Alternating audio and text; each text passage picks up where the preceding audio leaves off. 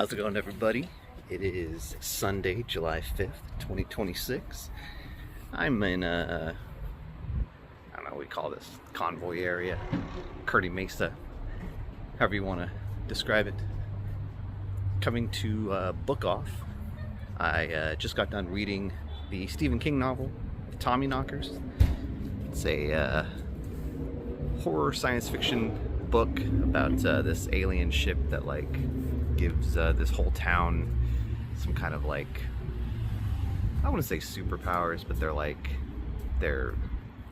they get really smart and they can create all these weird electronics and devices, and of course there's nefarious goings on with this strange power from this alien spacecraft. I'll go into my thoughts on the book a little later, but I've come here to Book Off to see if I can find a copy of the miniseries on DVD. It's not streaming anywhere, and I want to see it. So let's see if Book Off has got the Tommyknockers. We're gonna cross our fingers and hope they do. Okay, we're in the TV series section, and I do not see it. It was a TV miniseries, so I checked here first. I'll go look in the actual T section in a minute here, but I thought maybe it would be in the miniseries, but it is not. Well, I've looked everywhere I possibly could. All the T's. Looked under S for Stephen King. Looked in the special interest sections. Looked in the TV series sections. The bargains, the non-bargains. And I don't see it. Oh, these are CDs. Oh well. I guess I'll just buy it on Amazon. Well, we didn't come out of the store with the Tommyknockers, but I did not leave Stephen Kingless, so to speak. I did check under the novels, and they had this one here, Full Dark, No Stars. This looks to be one of his collections. Eventually I will get around to this. It was only $7, and I'm not going to find it for that price at Amazon or Barnes & Noble or anything like that. So this is going to be one I get to in, who knows, 3 or 4 years.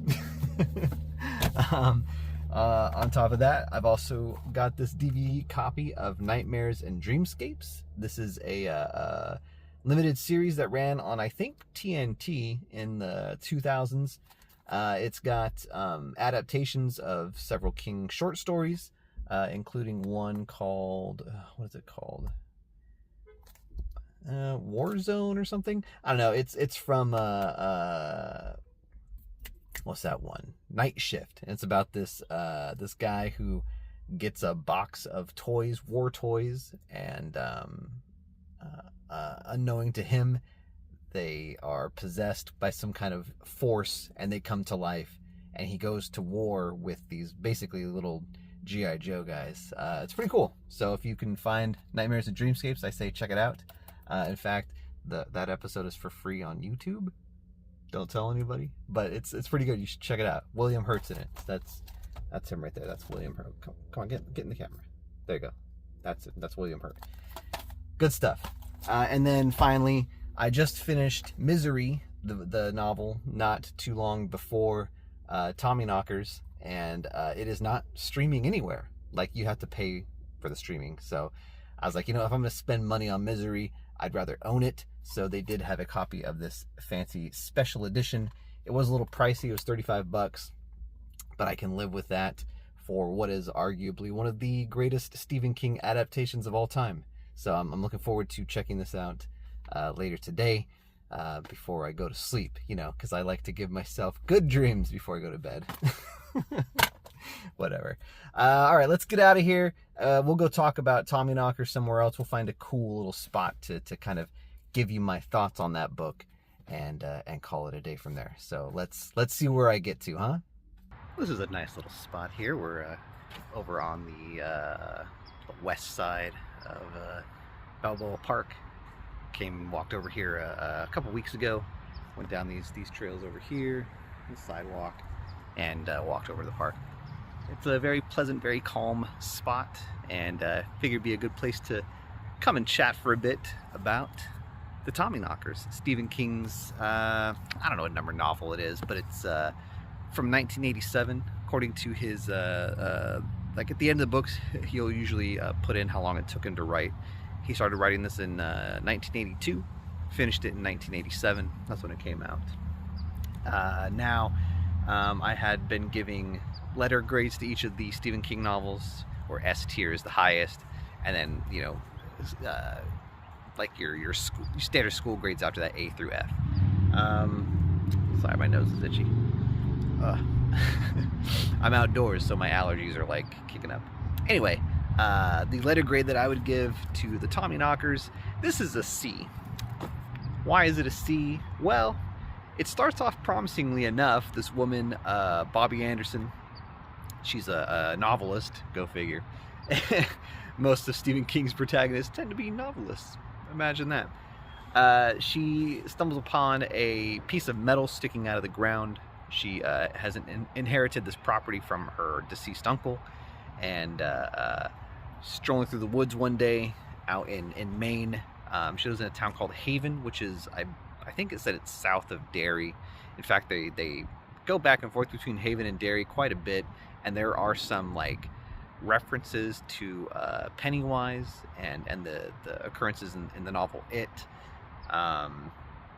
More like little, like just like cute little like nods, not like it's connected to It in any way, like significantly, just that they do reference kind of some of like the children who go missing there, and some people do see what they think are hallucinations of a clown in a sewer.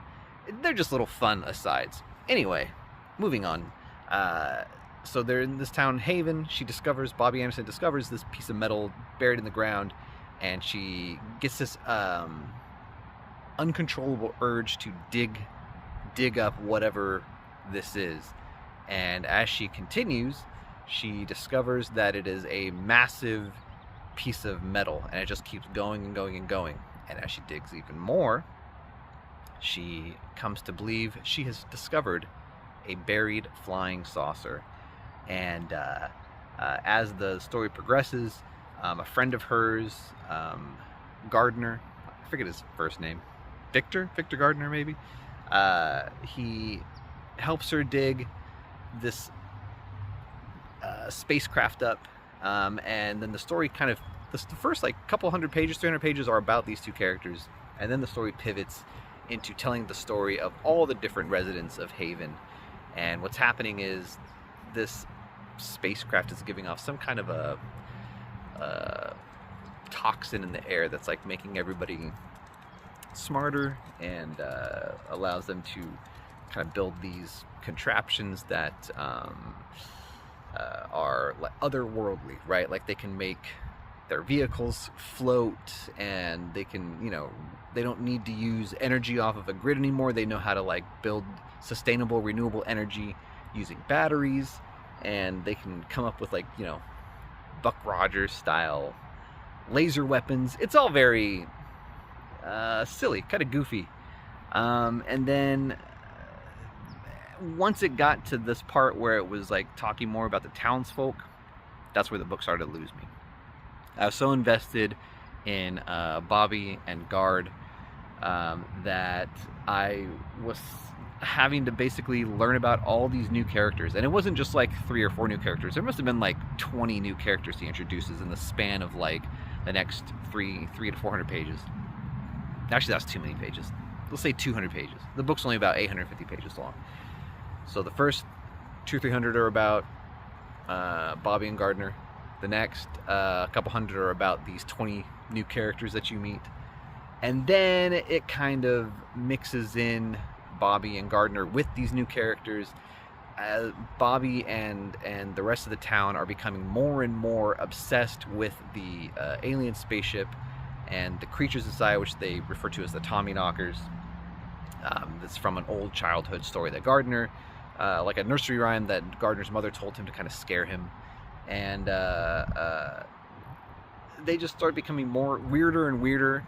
Outsiders from the town, they if anybody tries to get too close to like the source of the weirdness that's happening in this town, because all kinds of weird things are happening, like they're able to get radio signals from around the world, Anybody who enters the town suddenly like has uncontrollable nosebleeds and their teeth start falling out, and people are like, this is weird, this shouldn't be happening. And so if anybody tries to like dig deeper into it, the townspeople who are now controlled by the Tommyknockers or made smarter by the Tommyknockers take them out. They kill them in some way. All this is to say that after the whole like town starts getting weird, the story just kind of goes off the rails. And Stephen King has famously said that this is one of his least favorite novels that he's written. He kind of wrote it in this time when he was coming off of his cocaine and alcohol addictions. Well, he was like in the deepest throes of it while writing this book, and he was starting to come out of it as he was finishing the book. So I just think that when he was writing this, he really just doesn't like that part of his life. And I'm sure this brings back a lot of bad memories for him about his own uncontrollable urges when it comes to drugs and alcohol. And you could really see that kind of obsession in the characters in this book, especially Bobby, who basically starves herself almost to death trying to dig up this ship. She digs up the ship by herself for the first like week or so, and then Gardner comes in and he helps her. And so just not really a good book. It's very incoherent. It meanders and it goes all over the place.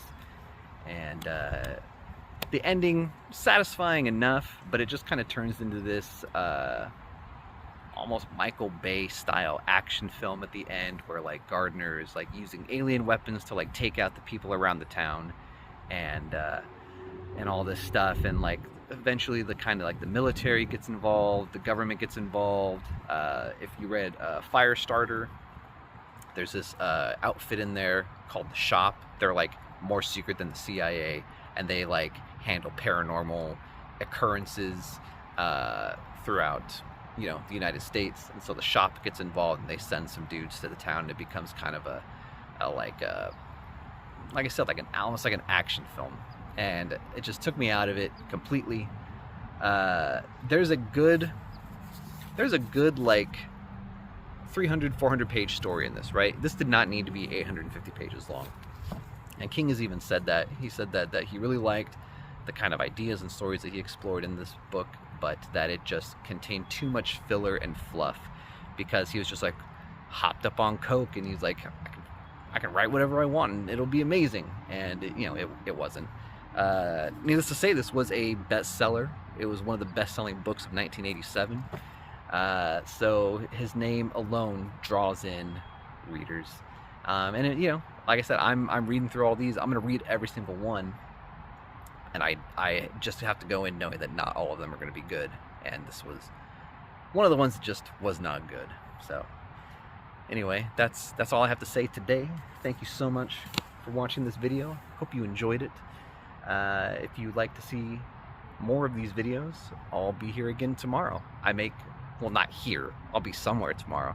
But I make a video every single day. This is a daily vlog where I talk about things in my life, go to different various places, locations, parks, theme parks, all kinds of different places, and just explore San Diego and the Southern California region, or talk about books that I've read, albums that I'm listening to, give you some history on a filmmaker who might, it might be their birthday, and we'll talk about them and all that. So, if we are going to talk about somebody's birthday, today is Huey Lewis's birthday, so happy birthday to Mr. Huey Lewis of Huey Lewis in the News. In fact, go listen to Sports.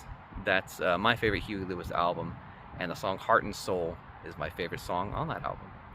I know American Psycho, they try to get you to think that 4 is their best album, but it's not. It's Sports. Come on.